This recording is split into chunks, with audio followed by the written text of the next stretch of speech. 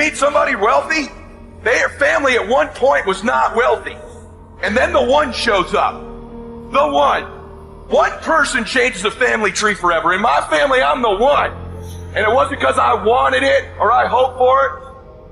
I fought for it. I want to win. I want to fight for my family. I want my mom and dad proud of me. I want my kids proud of me. I want me proud of me. I want to look in the mirror and be happy with the man I look back at. That he gave it everything, that he went for it. But here's the truth. Most people's dreams can be bought. With enough failure, with enough rejection, they will sell their dreams. They can't still fight. They can get a little bit, but when it gets a little too hot, they go, boom, sold, buy the dream, you can have it. It's not worth it to me. And their will to win is buyable.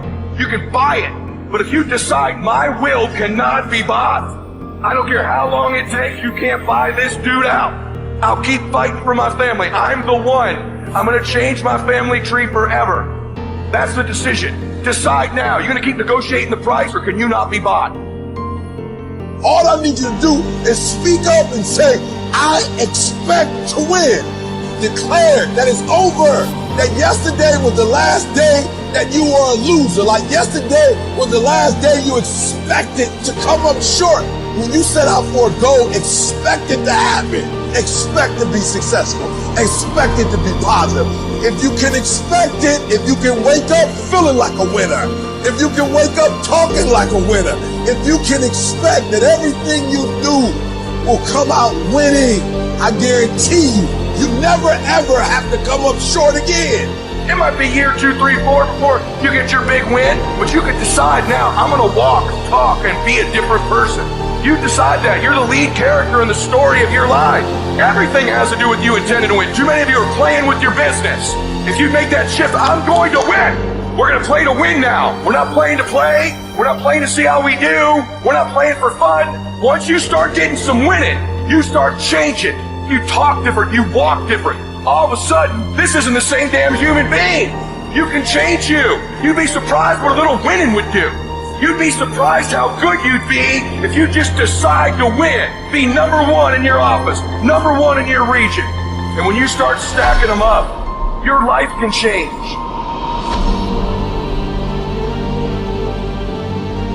Here's what I want to say to you. For those of you that have experienced some hardships, don't give up on your dream. It's very important as you hold on to that dream. There are moments when you're going to doubt yourself. There are rough times that are going to come, but they have not come to stay. They have come to pass. It's very important for you to know that. Don't say I'm having a bad day.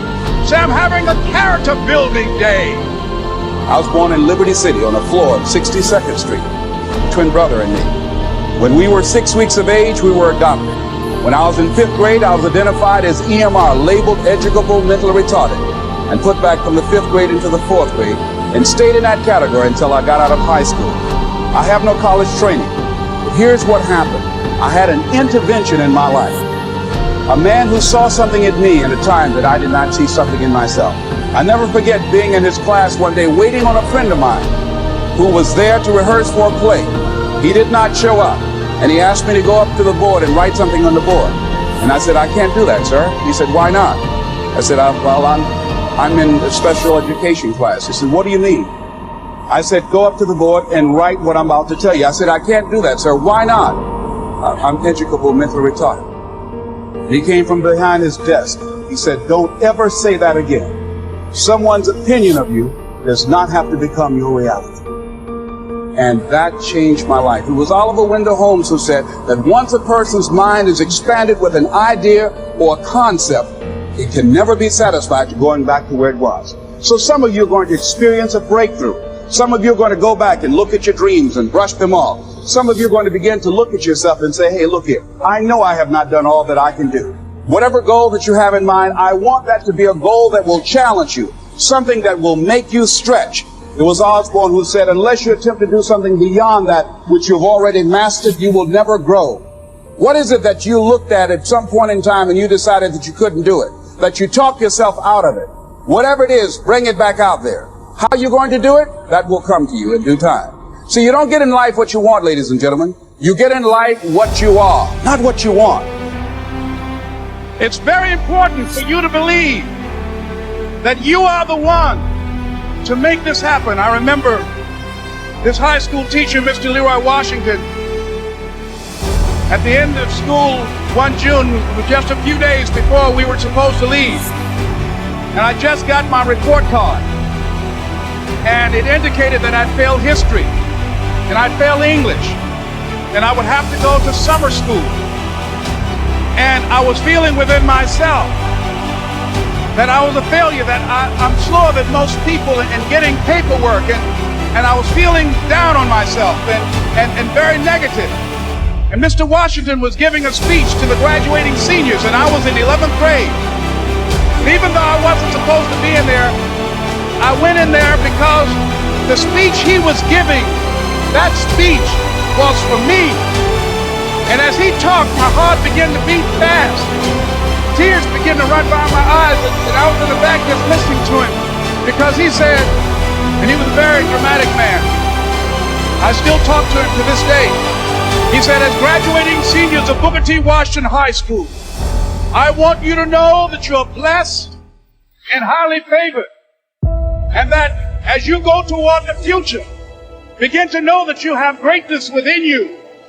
And if just one of you here begin to envision yourselves as being blessed and highly favored to reach your goals, if just one of you capture the essence of what that means, that you have greatness within you and a responsibility to manifest that greatness, that you can make your parents proud, you can make your school proud, you can touch millions of people's lives, and the world will never be the same again because you came this way.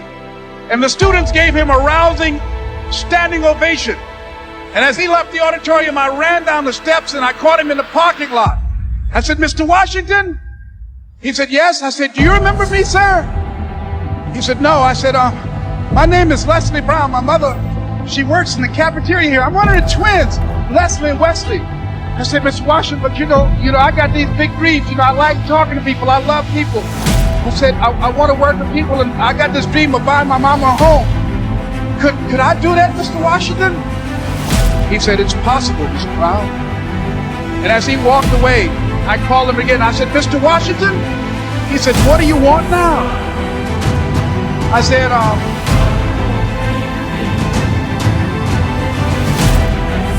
I'm the one, sir. I'm the one. You remember me, sir. I'm the one. I'm the one. And you must feel that. And that's why you're here. Because you are the one. And I remember when PBS first played one of my specials called You Deserve, one Sunday afternoon in Miami, Florida. I had some friends call him to tell him to tune in. And he watched the program. He called me in Detroit, and I answered the phone. I said, hello. He said, now speak to Les Brown, please. I said, who's calling?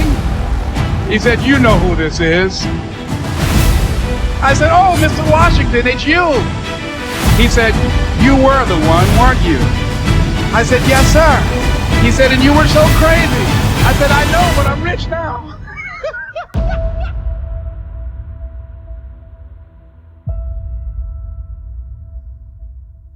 Ladies and gentlemen, it's not going to be easy.